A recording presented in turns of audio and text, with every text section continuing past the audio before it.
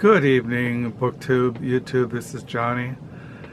I decided to make a video. I'm down on the lower level, what you know is the basement. Usually I make videos upstairs in the dining room, but my wife is home.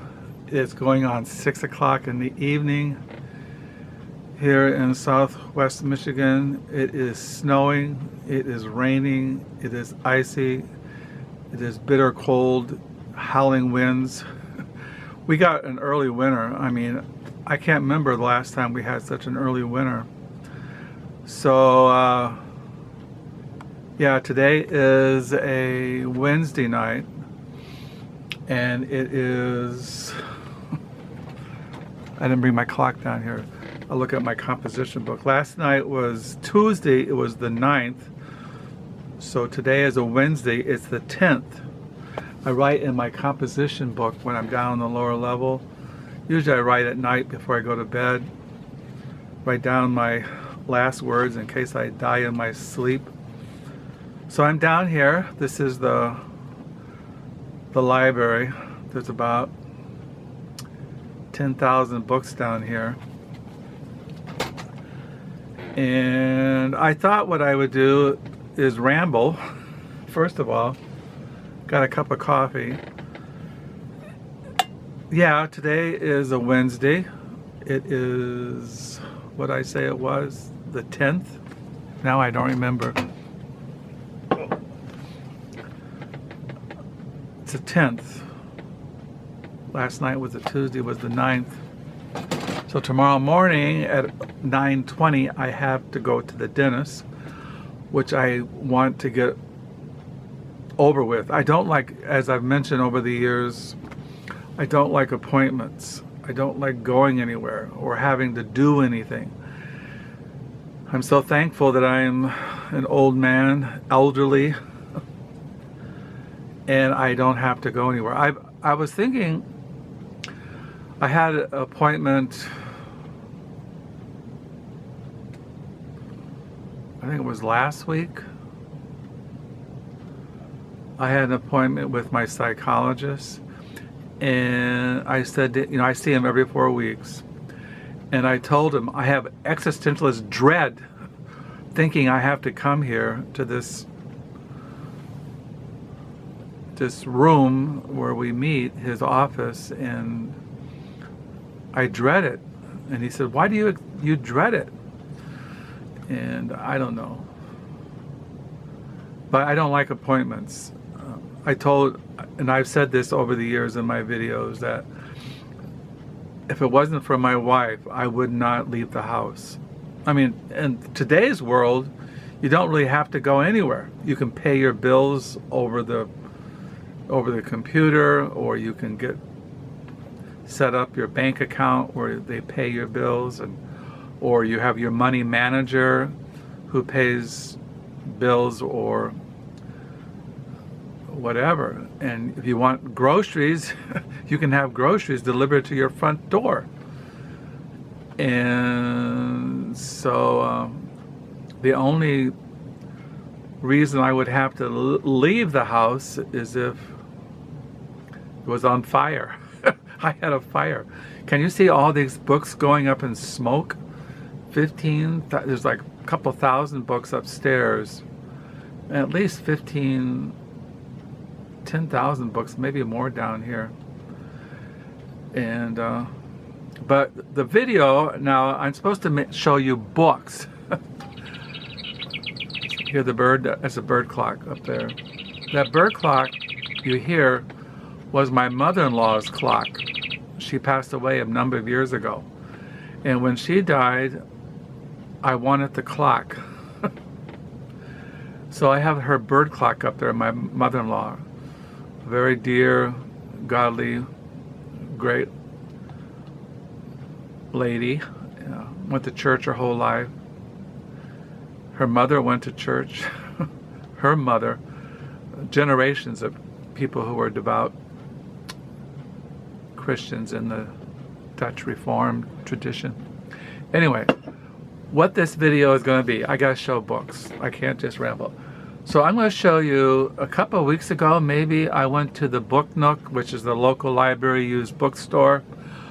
I've been debating all week to go down to the Book Nook. I try to go there at least once a week. It's only about 5 or 6 minutes from where we live. The public library, which is a huge library, it's, so I say, at least 3 stories, that has a lower level. You go down either by elevator or by stairs. They have offices down there, but then they have the Book Nook, which, you know, for many years I volunteered there, about 13, 14 years. And then when they remodeled the library, it took almost 2 years. When they had the new Book Nook, I didn't like the setup, and so I told them I wasn't going to volunteer anymore. So, but I still go down there because I'm always looking for used books. Now, as you know, around where we live, there's Action House, which is down the street, which is a thrift store. They sell furniture, knickknacks, clothing, all kinds of stuff, but they sell books. And then you have Legacy, which sells same things, thrift store. And then there's Goodwill.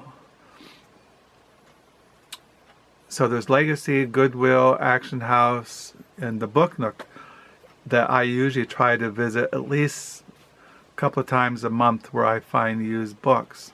Now, I do buy used books from Amazon. But these are the books that I remember I got last time I was at the Book Nook, the library used bookstore. And I think I paid $21 for these books.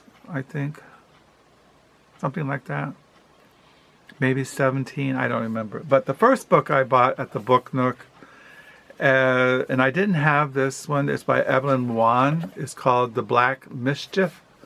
This is I bought the Book Nook a couple of months ago. They had the same kind of penguin,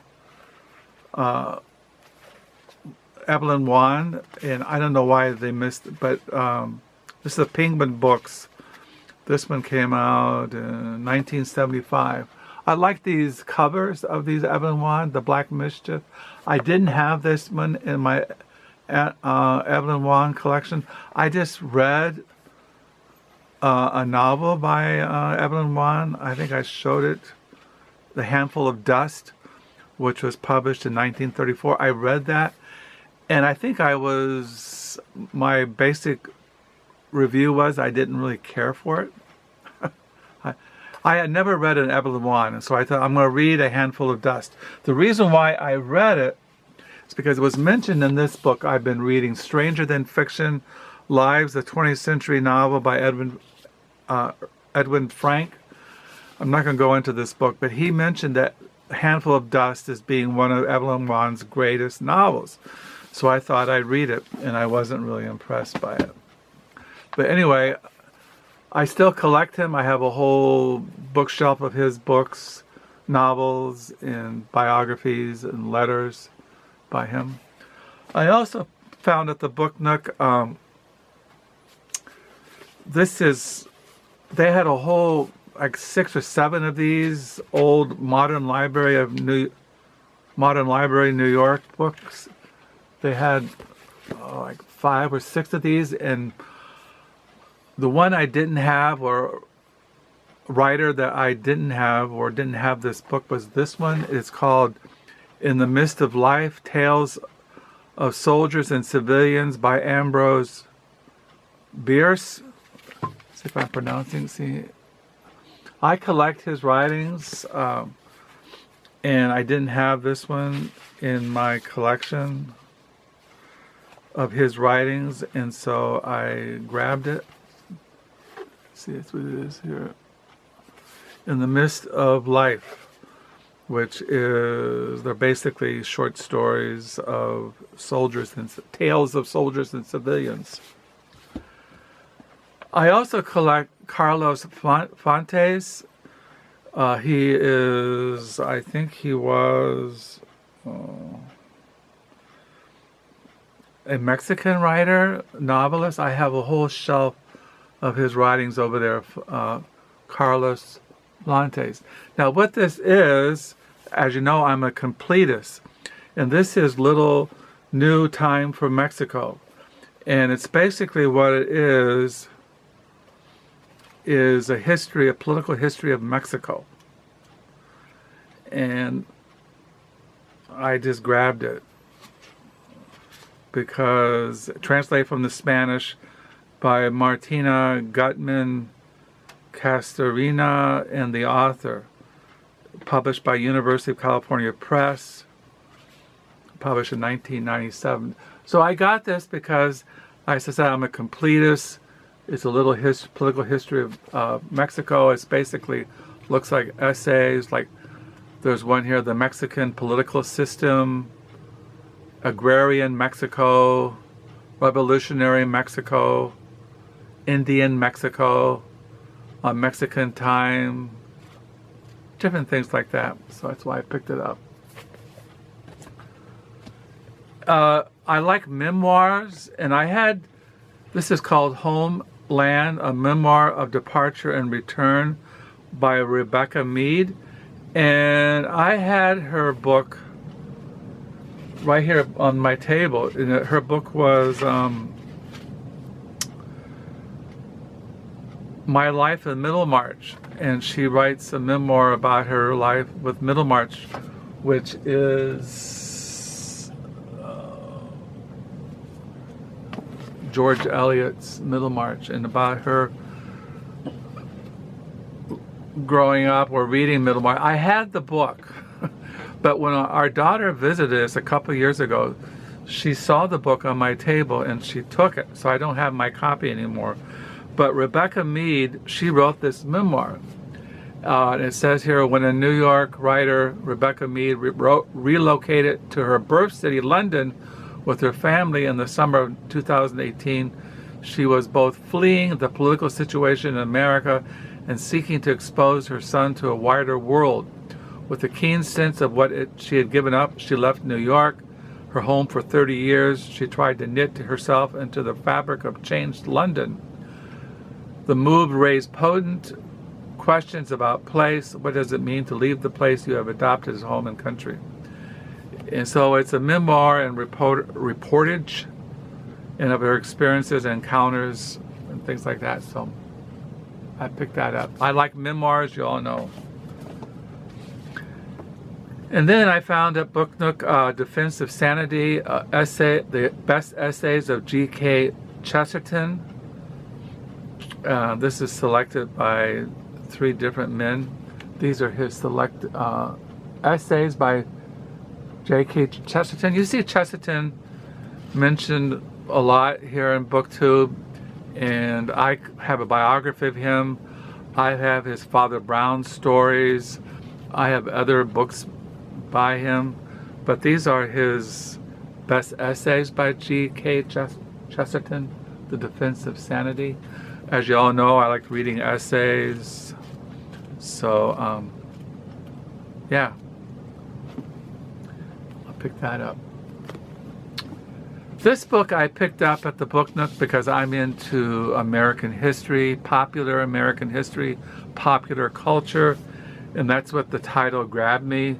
The American Way, True Story of Nazi Escape, Superman and Marilyn Monroe by Helen Stapinski and Bonnie Steiger.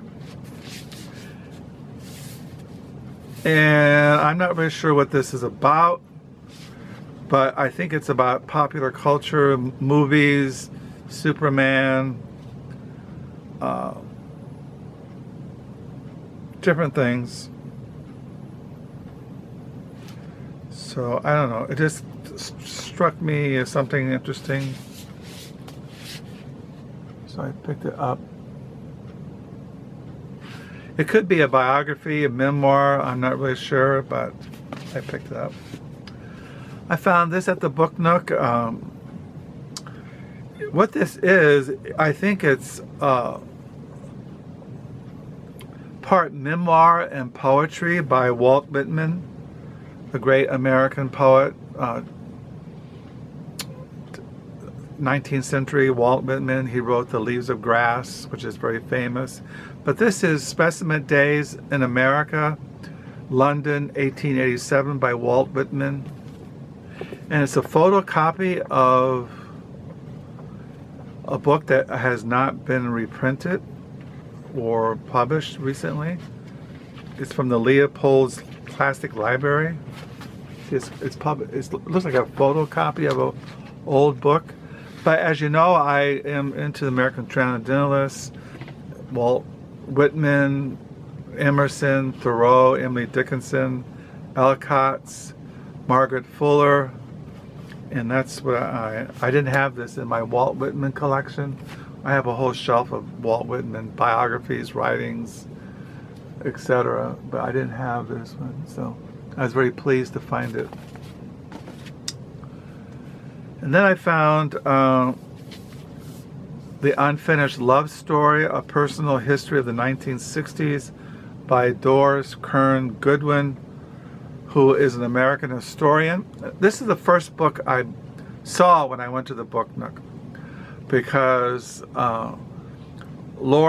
Doris Kearns Goodwin is a very prominent American historian. She wrote The Bully Pulpit, Theodore Roosevelt, William Taft, and the Golden Age of Journalism. She wrote The Team of Rivals, The Political Genius of Abraham Lincoln. She wrote No Ordinary Time, Franklin and Eleanor Roosevelt, The Home Front in the World War II, The Fitzgeralds and the Kennedys, Lyndon Johnson and the American Dream. I have these books over there in the bookcase. I collect her writings, and this is a memoir of her time growing up, or her personal history of living through the 60s. And I think it's more than that. It says here, Dick and Norris Goodwin were married for 42 years, married to an American history even longer. In his 20s, Dick was one of the brilliant young men of President John F. Kennedy's New Frontier. In his 30s, he both named and helped design President Lyndon B. Johnson's Great Society, was a speechwriter and a close advisor to Senator Robert F. Kennedy. Doris Kearns was a 24-year-old grad student who when selected as a White House Fellow, she worked directly for Johnson and later assisted on his memoirs. Over the years, with humor, anger, and frustration, in the end, growing understanding, Dick and Doris had argued over the achievements and failings of the leaders they served and observed, debating the progress and unfinished promises of the country they both loved.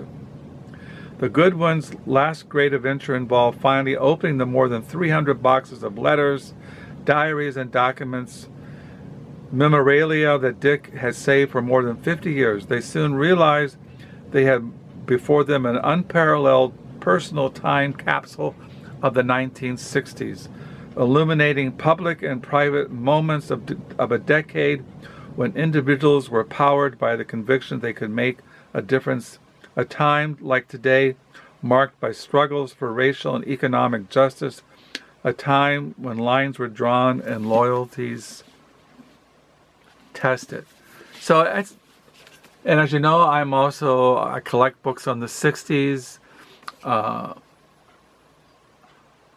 I graduated from high school in 1970. When I was in the 11th, 12th grade, I was in 68, 69, and 70.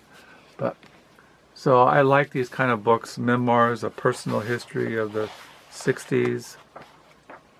So that's what I picked up. There's a picture of her and her late husband.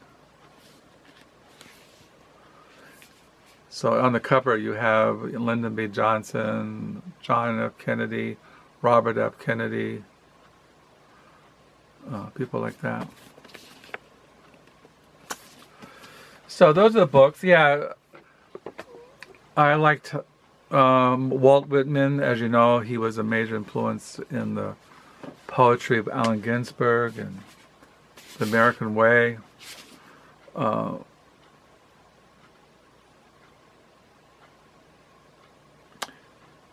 Supposedly this goes into the DC comic publisher Harry Donfield, goes into his life in this book on his Superman.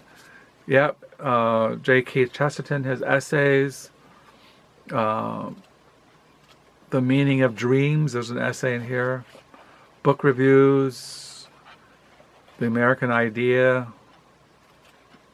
different essays. A memoir, Home and Land, a memoir of departure and return by Rebecca Mead.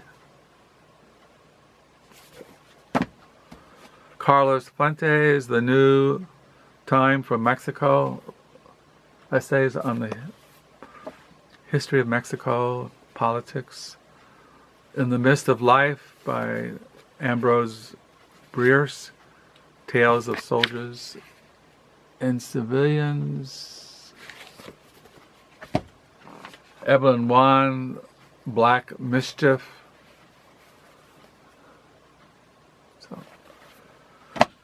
That's it, yeah. And tonight I was reading this. I hadn't read this book in a while.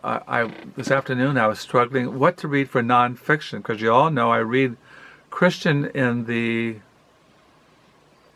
mornings, and then the afternoons I like to read nonfiction. And lately I've been having a difficult time, even though upstairs by my reading chair I have a table full of to be read stuff. And so I just grabbed this evening and been reading it. And I really recommend this book if you're into literature. Stranger Than Fiction, The Lives of the 20th Century Novel by Edwin Frank. Highly recommend it. So that's it. I've been reading all kinds of things. I have been reading this, as you've seen. Pablo of Mexico, Fernando de Pasio, Dark High. I put this aside because it was getting too bizarre for me, and I kind of put it aside to think about it. I'm still reading Charles Bukowski, Reader, edited by John Martin. I still read these things at night, along with the